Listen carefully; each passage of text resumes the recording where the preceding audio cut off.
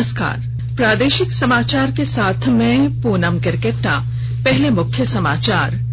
प्रधानमंत्री नरेंद्र मोदी ने reserve bank के 2 नए ग्राहक केंद्रित कार्यक्रमों का किया शुभारंभ। कहा, दोनों योजनाओं से देश के विकास को मिलेगा बल। 15 नवंबर को राज्य स्थापना दिवस के मौके पर राष्ट्रपति पुरस्कार से नवाजे जा चुके 60 शिक्षकों को सम्मानित करेगी राज्य सरकार। Ranchi Chopan special express train का आज से परिचालन शुरू। रांची स्टेशन पर राज्यसभा सांसद दीपक प्रकाश ने दिखाई हरी झंडी। और झारखंड के documentary film maker Deepak Bara की film the ugly side of beauty Japan prize 2021 film festival में पुरस्कृत। और अब समाचारों से पहले जरूरी संदेश। देश ने कोविड टीकाकरण अभियान के अंतर्गत 100 करोड़ टीके लगाने का लक्ष्य हासिल कर इतिहास रचा है। इस महत्वपूर्ण कार्य में योगदान करने वाले चिकित्सकों, नर्सों और अन्य स्वास्थ्य कर्मियों का आकाशवाणी अभिनंदन करता है। इसके साथ ही हम आपको सतर्क भी करना चाहते हैं कि कोविड अभी समाप्त नहीं हुआ। आप सभी से हमारी अपील है कि यथाशीघ्र दोनों टीके लगवाएं और अन्य लोगों को भी टीके लगवाने के लिए प्रेरित करें। त्योहारों के समय कृपया इन 3 आसान उपायों का पालन अवश्य करें। मास्क पहनें, 2 गज की सुरक्षित दूरी बनाए रखें, हाथ और चेहरा साफ रखें। कोविड से संबंधित कोई भी जानकारी और मार्गदर्शन के लिए आप राष्ट्रीय हेल्पलाइन नंबर 0112397846 और 1075 पर संपर्क करें। इसके अलावा राज्य हेल्पलाइन नंबर 104 डायल कर समस्या का त्वरित समाधान लिया जा सकता है। महिला और बाल विकास मंत्रालय की चाइल्ड हेल्पलाइन है 1098। वरिष्ठ नागरिकों के लिए हेल्पलाइन 14567। मनोवैज्ञानिक सहायता के लिए निमहांस का नंबर है 0804611007। आयुष कोविड परामर्श हेल्पलाइन नंबर है 14443 और MyGov WhatsApp help desk number 9013151515 पर व्हाट्सएप मैसेज भेजकर टीके का प्रमाण पत्र यथाशीघ्र डाउनलोड किया जा सकता है। प्रधानमंत्री नरेंद्र मोदी ने आज वीडियो कॉन्फ्रेंसिंग के जरिए रिजर्व बैंक के 2 नए ग्राहक केंद्रित कार्यक्रमों का शुभारंभ किया। उन्होंने इन दोनों योजनाओं को देश के विकास के लिए एक महत्वपूर्ण पहल बताते हुए कहा कि इन योजनाओं से जनता का बैंकिंग प्रणाली पर विश्वास बढ़ेगा। रिजर्व बैंक की दोनों योजनाओं आरबीआई खुदरा प्रत्यक्ष स्कीम और रिजर्व बैंक एकीकृत लोकपाल स्कीम के बारे में बताते हुए प्रधानमंत्री श्री मोदी ने कहा कि इन दोनों योजनाओं से देश में निवेश के दायरे का विस्तार होगा और लोगों को एक ही जगह पर बैंकिंग से संबंधित अपनी शिकायत दर्ज करने की सुविधा मिलेगी।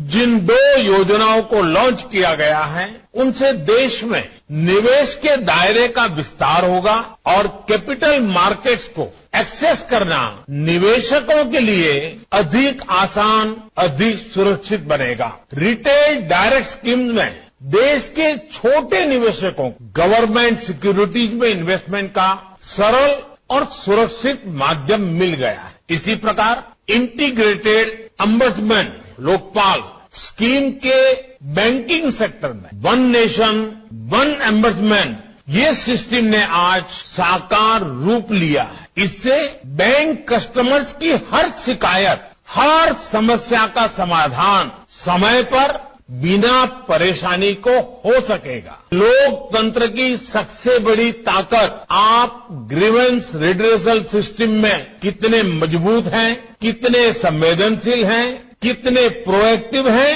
वही तो लोकतंत्र की सबसे बड़ी कसौटी है। इस अवसर पर वित्त मंत्री निर्मला सीतारमण और आरबीआई गवर्नर शक्तिकांत दास भी उपस्थित थे। राष्ट्रपति पुरस्कार से सम्मानित राज्य के सभी 60 शिक्षकों को राज्य के स्थापना दिवस पर सम्मानित किया जाएगा। मुख्यमंत्री हेमंत सोरेन शिक्षा के क्षेत्र में बेहतर कार्य करने के लिए सभी शिक्षकों को राज्य की ओर से सम्मानित करेंगे। इन 60 शिक्षकों में से 16 शिक्षक कार्यरत हैं, जबकि 44 सेवानिवृत्त हो चुके हैं। अमृत महोत्सव के तहत आकाशवाणी के साप्ताहिक क्विज में आइए आप भी शामिल हों। आजादी के 75 वर्षों का पर्व अमृत महोत्सव। प्रत्येक बुधवार शाम 7 बजे प्रसारित होने वाले प्रादेशिक समाचार के दौरान पूछे गए प्रश्न का सही उत्तर देने वाले प्रथम 10 प्रतिभागियों में से लकी ड्रॉ द्वारा चुना हुआ एक प्रतिभागी इनाम का हकदार होगा।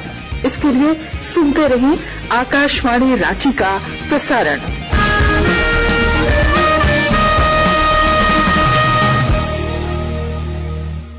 आजादी का अमृत महोत्सव के लिए सभी उपभोक्ताओं को शुभकामनाएं। हॉलमार्क सोने की शुद्धता सुनिश्चित करता है। हमेशा हॉलमार्क वाले सोने के आभूषण खरीदें। उपभोक्ता किसी भी शिकायत के लिए कृपया राष्ट्रीय उपभोक्ता हेल्पलाइन टोल फ्री नंबर 14404 पर संपर्क करें। उपभोक्ता मामले विभाग, भारत सरकार द्वारा जनहित में जारी। जागो ग्राहक जागो। देश में अब तक 110 करोड़ 74 लाख से अधिक कोविड रोधी टीके लगाए जा चुके हैं। केंद्रीय स्वास्थ्य मंत्रालय ने बताया है कि कल 53,81,000 से अधिक लोगों का टीकाकरण किया गया। स्वास्थ्य मंत्रालय के अनुसार देश में स्वस्थ होने की दर 98.26% है। झारखंड स्वास्थ्य विभाग के मुताबिक राज्य में कुल सक्रिय 149 मामलों में से 99 अकेले रांची में हैं। राज्य में कोरोना से स्वस्थ होने की दर 98.49% है। राज्य में कुल 2,15,85,000 से अधिक लोगों को कोविड टीके की डोज दी जा चुकी है। कल 51,199 लोगों ने कोविड टीके की डोज ली। स्वास्थ्य मंत्रालय ने विदेशों से आने वाली अंतर्राष्ट्रीय उड़ानों के लिए नए दिशा निर्देश जारी किए हैं। नए दिशा निर्देश आज से अगले आदेश तक लागू रहेंगे। सभी यात्रियों को निर्धारित यात्रा से पहले ऑनलाइन एयर सुविधा पोर्टल www.newdelhieairport.in पर स्व घोषणा पत्र भरना होगा। यात्रियों को कोविड की नेगेटिव RT-PCR रिपोर्ट भी पोर्टल पर डालनी होगी, जो यात्रा से 72 घंटे पहले का होना चाहिए। दिशा निर्देशों के अनुसार यात्री रिपोर्ट फर्जी पाए जाने पर उसके खिलाफ आपराधिक कार्रवाई की जाएगी। विमानन कंपनियों को केवल उन्हीं यात्रियों को विमान में बिठाने की अनुमति होगी जिन्होंने एयर सुविधा पोर्टल पर स्व घोषणा पत्र भरा हो तथा RT-PCR रिपोर्ट अपलोड की हो। भारत पहुंचने पर अगर किसी यात्री में कोई लक्षण पाए जाते हैं तो उसे तुरंत अलग कर दिया जाएगा। दिशा निर्देशों में कहा गया है कि कई देशों का भारत के साथ राष्ट्रीय मान्यता प्राप्त टीकाकरण प्रमाण पत्र या विश्व स्वास्थ्य संगठन से मान्यता प्राप्त टीकों को लेकर परस्पर समझौता है। हालांकि जल मार्ग और सड़क के रास्ते आने वाले अंतर्राष्ट्रीय यात्रियों को भी ऑनलाइन पंजीकरण सुविधा को छोड़कर इन्हीं नियमों से गुजरना होगा। 5 साल से कम उम्र के बच्चों को विमान में बैठने के दौरान और पहुंचने के बाद की जांच से छूट होगी। आकाशवाणी के ताजा तरीन समाचारों के लिए आप हमारी वेबसाइट newsonair.com पर लॉग ऑन कर सकते हैं। ताजा समाचार Twitter handle @AIR News Alerts और Facebook page all India radio news पर भी उपलब्ध है। आप प्रादेशिक समाचार एकांश के ट्विटर हैंडल @AIR News_Ranchi और फेसबुक, इंस्टाग्राम पेज तथा YouTube channel AIR News Ranchi पर भी हमारे बुलेटिन सुन सकते हैं। प्रादेशिक समाचार आप आकाशवाणी रांची से सुन रहे हैं और अब पेश हैं कोरोना से बचाव के कुछ संदेश। कोविड-19 से बचाव और सुरक्षित रहने के 3 उपाय। मास्क लगाएं, 2 गज दूरी है जरूरी, सुरक्षित दूरी रखें, हाथ और मुंह साफ रखें।